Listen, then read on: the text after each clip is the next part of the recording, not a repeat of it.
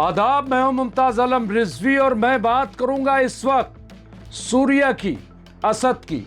जी हां, गाजियाबाद में सूरिया का कत्ल किया गया और जवाब में उसे फौरन 24 घंटे के अंदर इंसाफ दिलाया गया और असद को गिरफ्तार किया गया। 50,000 का इनाम रखा गया और उसके बाद उसका इनकाउंटर हो गया। जी हां, इंसाफ 24 घंटे के अंदर। हर तरफ तारीफ हो रही है, वाहवाही हो रही है, लोग खुश हैं। हालांकि कुछ लोग अब कह रहे हैं कि पूरे इलाके में बुलडोजर चलाया जाए, उसके बाप को पकड़ा जाए, उसके टीचर को पकड़ा जाए। ये तमाम बातें अब भी हो रही हैं और कुछ जो फर्जी न्यूज़ रिपोर्टर है आईडी लेकर के मुस्लिम इलाकों में घूम रहे हैं और घूम करके मुसलमानों को उकसा रहे हैं, उनसे सवाल कर रहे हैं, सही हुआ गलत हुआ, सही हुआ गलत हुआ। हालांकि मुसलमान कह रहे हैं कि ठीक है, अगर उसने सूरिया को मारा तो असद का इनकाउंटर ठीक हुआ है, बहुत अच्छा हो गया। लेकिन सवाल कई हैं। सवाल यह है कि क्या दूसरे मामलों में भी इतनी तत्परता दिखाई जाती है, इतनी जल्दबाजी दिखाई जाती है? यह सवाल इसलिए उठ रहा है कि इसी तारीख को एक और कत्ल इसी तरह से चाकुओं से गोद कर मारने पर हुआ था। यह जहांगीरपुरी दिल्ली का वाकया है। अरबाज को मारा गया चाकुओं से गोद कर, और मारने वाले कौन थे? वो हिंदू थे। मैं हिंदू मुस्लिम की बात नहीं कर रहा हूं, लेकिन चूंकि जिस तरह से धर्म की राजनीति हो रही है और कुछ लोग इसे हवा दे रहे हैं, इसलिए जरूरी है कि लोगों तक ये मैसेज जाए और तमाम सोशल मीडिया पे चल रहा है। क्या अरबाज के कातिलों के खिलाफ कार्रवाई होगी? क्या उनका इनकाउंटर होगा? क्या उनके घरों पे बुलडोजर चलेगा? ये सवाल है। चलिए छोड़ दीजिए अरबाज। अगर आपको लगता है कि वो तो मुस्लिम है मरने वाला, तो आइए फिरोजाबाद 1.5 साल के बच्चे को, ये भी सोशल मीडिया पर वीडियो वायरल है, 1.5 साल के मासूम बच्चे को जिस तरह से पटक पटक के मारा गया, पटक पटक के। आप देख सकते हैं, आप देख भी नहीं सकते, मैं आपको बता रहा हूं, देख भी नहीं सकते। हा? और ये किसने? जितेंद्र पाठक ने उसको मारा। खबर यह है, एक वीडियो चल रहा है कि जितेंद्र पाठक का हाफ इनकाउंटर किया गया। सवाल यह है कि हाफ इनकाउंटर क्यों, फुल इनकाउंटर क्यों नहीं? क्या 1.5 साल के मासूम बच्चे को जिस तरह से 8 बार उसे जमीन पे पटका गया, 8 बार, और एक बार सिर्फ वो बच्चा चीखा, उसके बाद उसके मुंह से आवाज नहीं निकली और उसको पटकता रहा, पटकता रहा, पटकता रहा। लेकिन ना तो मीडिया पे एक खबर है, ना तो वो समाज सुधारक फर्जी वो कहीं दिखाई दे रहे, न फर्जी मीडिया दिखाई दे रहा है कि घूम घूम करके पूछे कि आखिर इसका हाफ इनकाउंटर क्यों, जितेंद्र पाठक का फुल इनकाउंटर क्यों नहीं? यहां तो हिंदू मुस्लिम नहीं, यहां तो बच्चा है, और बच्चा भी मुस्लिम नहीं है। चाचा ने मारा है, किस लिए? शादी वो अपने भाभी से करना चाहता, और इस वजह से कि वो बच्चा रुकावट बन रहा है, उसे मार दिया जाए, और इस तरह से पटक पटक के मारा। हाफ इनकाउंटर हुआ है, हाफ इनकाउंटर। लेकिन क्या कहीं टीवी पे दिखाई दे रहा? कहीं कोई वो जो मुसलमानों को चीख चीख कर गालियां दे रहे हैं, कह रहे हैं मदरसे की देन है, मदरसे की देन है कि असद ने सूरिया का कत्ल किया।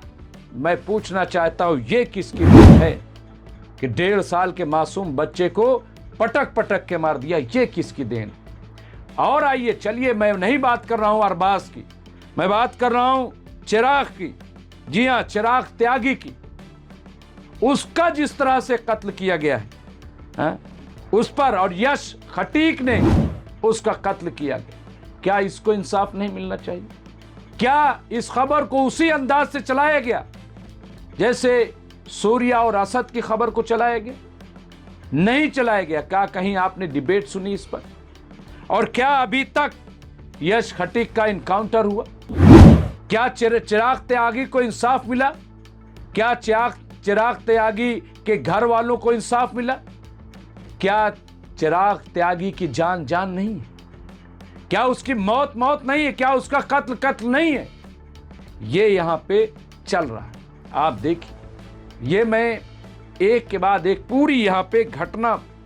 इसके अलावा मोहम्मद आरिफ को यहीं पे हरियाणा में ले जाकर के मारा गया। मोहम्मद आरिफ को दिल्ली का फरीदाबाद में लाश मिली उसकी। मोहम्मद अनस को जो गाजियाबाद का था, उसे भी हरियाणा ले जाकर के मारा गया। फरीदाबाद में उसकी लाश मिली।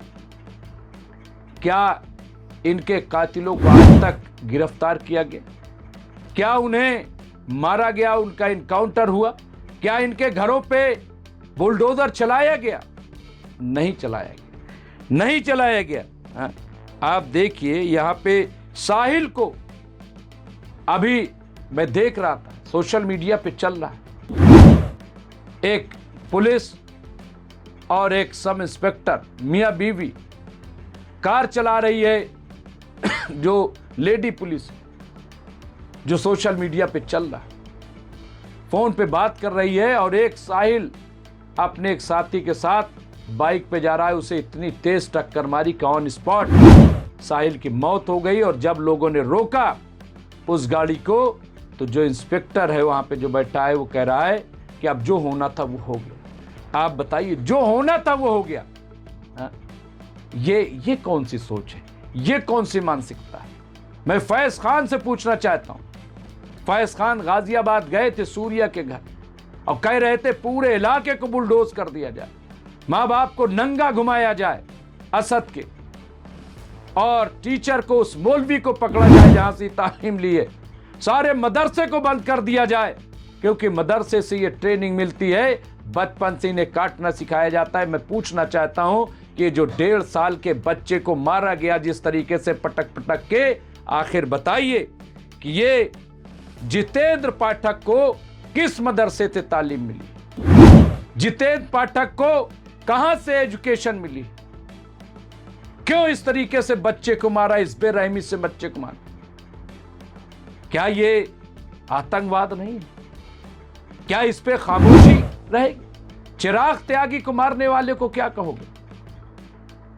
यश खटीक को कहां से ट्रेनिंग मिली? कहां से इसको ये सब सिखाया गया? किस मदरसे से ये पढ़ के आया है? जरा पता तो लगाइए। हम देखना चाहते हैं, हम जानना चाहते हैं इसके बारे में, पता लगाइए। इसके अलावा जो मोहम्मद आरिफ और मोहम्मद अनस को मारा गया, उनके बारे में और कई इस तरह की मिसालें, ये एक दो मिसालें नहीं है। ये मैं अखलाक की बात नहीं कर रहा हूं, मैं पहलू खान की बात नहीं कर रहा हूं, मैं रकबर की बात नहीं कर रहा हूं। इस तरह के न जाने कितने वाकयात हैं, लेकिन क्राइम को क्राइम की तरह नहीं लिया जाता। क्राइम को क्राइम नहीं कहा जाता, उसे धर्म के चश्मे से देखा जाता है। एक धर्म का अगर शख्स है तो पूरा मीडिया टूट पड़ता है। मुसलमान तो आतंकवादी है, मुसलमान तो जिहादी है, मुसलमान तो देशद्रोही है, मुसलमान इस देश में रहता है, यहां का खाता है, यहां के खिलाफ काम करता है। न जाने क्या क्या 30 करोड़ मुसलमानों को कटघरे में खड़ा कर दिया जाता। 30 करोड़ मुसलमानों को, उनके मदरसों को, उनके एजुकेशन सिस्टम को। कहते हैं मदरसे से डॉक्टर कहां निकलते हैं, इंजीनियर कहां निकलते हैं? इनको पता ही नहीं है कि मदरसे में पढ़ने वाले doctor APJ Abdul Kalam scientist बन गए। इनको पता ही नहीं है कि मदरसे से पढ़ने वाले आईएएस भी बने, आईपीएस भी बने, डॉक्टर और इंजीनियर भी बन रहे हैं। जाके केरला के स्कूल सिस्टम को, मदरसे के सिस्टम को देखिए। फिर मैं कहता हूं कि अगर मदरसे को आपको लगता है तो मॉडर्न एजुकेशन भी उसमें शुरू कराइए, दीजिए फंड, दीजिए टीचर। लेकिन सवाल ये है ही नहीं। यहां सवाल यहां पे है पोलराइजेशन की पॉलिटिक्स। उत्तर प्रदेश का चुनाव आ रहा है, उसकी तैयारी की जा रही है। उसकी पृष्ठभूमि तैयार की जा रही, क्योंकि कहीं गंगा एक्सप्रेसवे टूटा पड़ा हुआ। 37-38 हजार करोड़ का गंगा एक्सप्रेसवे बनाया गया, सबसे महंगा गंगा एक्सप्रेसवे, लेकिन उसकी सड़क दरक गई, 1 महीने में सड़क बोल गई। रेलवे स्टेशन जाके देखिए लखनऊ में, वो गिर गया, वहां के जो छत पड़ी हुई थी, शेड, 5 लोग मर गए, कहीं कोई न्यूज नहीं, कहीं कोई उसके बारे में नहीं बताता। हर रोज पेपर लीक हो रहा है, बच्चे खुदकुशी कर रहे हैं, आत्महत्या कर रहे हैं, कोई उस पर बात नहीं हो। सीबीएसई बोर्ड को देखिए, सीबीएसई बोर्ड में कितने बड़ी घपलेबाजी हुई, खबर को दबा दिया गया। रोजगार की बात नहीं, महंगाई की बात नहीं है, स्कूली निजाम की बात नहीं है। हिंदू मुस्लिम है, हिंदू मुस्लिम, सेकुलर पार्टियां Muslim appeasement, BJP Hindu appeasement, और ये अपीजमेंट के चक्कर में देश की जनता पीसी जा रही है, पीसी जा रही है। देश की किसी को फिक्र नहीं, सबको कुर्सी चाहिए, देश जाए भाड़ में। इतनी बड़ी क्राइसिस आज देश पर है, सबको चाहिए कि एक साथ खड़े हों, लेकिन हिंदू मुस्लिम चल रहा है, हिंदू मुस्लिम चल रहा है। बंगाल का चुनाव खत्म हुआ तो उत्तर प्रदेश का चुनाव, उत्तर प्रदेश का चुनाव खत्म होगा तो लोकसभा का चुनाव, लोकसभा का चुनाव खत्म होगा तो फिर शुरू हो जाएगा कि राजस्थान का चुनाव है, मध्य प्रदेश का चुनाव है, दिल्ली का चुनाव है। चुनाव चुनाव खेला जा रहा है और इस चक्कर में देश की जनता बेहाल है, कोई पूछने वाला नहीं। यह है देश की राजनीति। इसलिए यह सवाल मैं खड़ा कर रहा हूं, यह सवाल पूछ रहा हूं आपसे कि क्या इस तरह से चुनाव होगा उत्तर प्रदेश का? क्या बुनियाद होगी उत्तर प्रदेश के चुनाव की? क्या हिंदू मुस्लिम की बुनियाद पर चुनाव होगा या विकास पर चुनाव होगा? यह आपको तय करना है, आपको सवाल पूछना है। मत चक्कर में पड़िए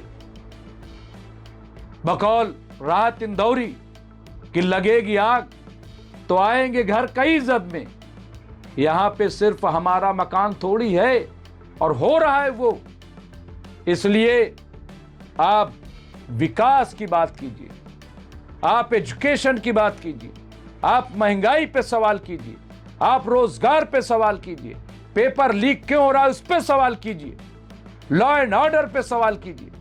यही बहुत इंपॉर्टेंट है। बाकी चीजें जो हैं वो तो हैं। क्राइम पे सवाल कीजिए, कम्युनलिज्म पे नहीं।